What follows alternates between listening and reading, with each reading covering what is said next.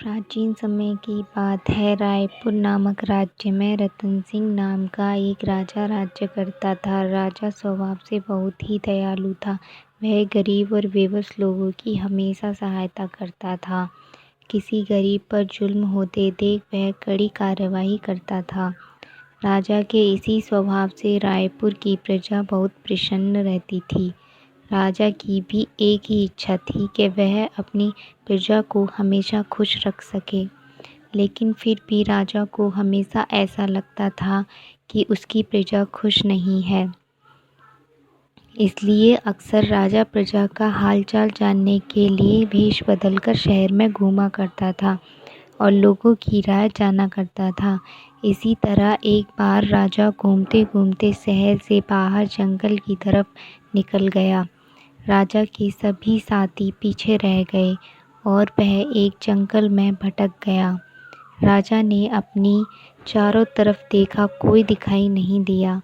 शाम भी होने वाली थी, तभी राजा को एक ऋषि की कुटिया दिखाई दी। कुटिया देखकर राजा की जान में जान आई। उसी समय राजा ने रात वहीं व्यतीत करने का फैसला किया। जब राजा ऋषि के आश्रम पर पहुंचा तो वह एक ऋषि तपस्या में लीन थे और चारों तरफ बहुत ही सुंदर वातावरण था। चिड़िया चहक रही थी, पेड़ों से रस भरे फल लटक रहे थे और वातावरण बिल्कुल शांत प्रतीत होता था। राजा ने घोड़े से उतरकर ऋषि को प्रणाम किया। ऋषि ने वह आवाज़ सुनकर आंखें खोली तो एक सुंदर नौजवान युवक को सामने पाया, जिसके मुख से तेज झलक रहा था। राजा को देखकर ऋषि सब कुछ समझ गए। राजा ने ऋषि से रास्ता भटक जाने की बात बताई और वहाँ रात गुजारने के लिए अनुमति मांगी। ऋषि ने राजा को रुकने की अनुमति दे दी और राजा को खाने के लिए स्वादिष्ट फल दिए।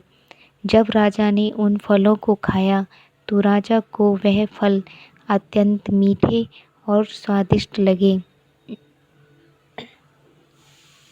राजा ने इससे पहले इतने मीठे फल कभी नहीं खाए थे। राजा ने ऋषि से फलों के इतने मीठे होने का कारण पूछा। राजा की यह बात सुनकर ऋषि ने कहा, यहाँ का राजा दयालु और न्यायप्रिय होगा। वह गरीबों की सहायता करता होगा। वह प्रजा के दुख दूर करने वाला होगा, इसलिए यह फल इतने मीठे हैं। लेकिन राजा को इन सब बातों पर यकीन नहीं हो पा रहा था, पर राजा इन बातों को झुठला भी नहीं पा रहा था। इसलिए राजा ने निरीक्षण करने का निर्णय लिया। सुबह होते ही राजा शहर की तरफ निकल पड़ा और राजधानी में वापस पहुंचने के बाद उसने अत्याचार करना शुरू कर दिया। उसने प्रजा पर कर बढ़ा दिए। अब राजा गरीबों को परेशान करने लगा। पूरे राज्य में हाहाकार मच गया। ठीक 2 महीने बाद राजा फिर उसी जंगल में उस आश्रम पर जा पहुंचा। जब राजा ने उस आश्रम को देखा तो वह भौंचक्का रह गया, क्योंकि जहाँ पर पहले पेड़ हरे भरे थे वह सब पेड़ सूख रहे थे। फलों में कीड़े लग रहे थे, चिड़ियाँ चीख रही थीं।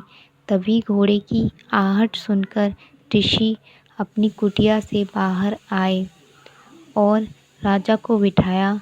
ऋषि ने राजा को ताज़ी फल खाने के लिए दिए। जब राजा ने फलों को खाया तो उसका पूरा मुंह कड़वाहट से भर गया। राजा ने ऋषि से फलों की कड़वाहट का कारण पूछा। राजा किस बात का जवाब देते हुए ऋषि ने कहा, अब यहाँ का राजा बदल गया है, जो प्रजा को दुखी करता है और प्रजा में कड़वाहट फैलाता है। इसलिए सभी फलों का स्वाद कड़वा हो गया है। यह सब देखकर राजा बहुत प्रभावित हुआ और ऋषि को प्रणाम कर वापस लौट आया। राजा ने अगले दिन से ही पहले जैसा राज्य चलाने लगा। वह फिर से लोगों की सहायता करने लगा और उसके बदलने से फलों और प्रकृति में फिर से स्वाद आ गया और प्रजा फिर से सुखी रहने लगी।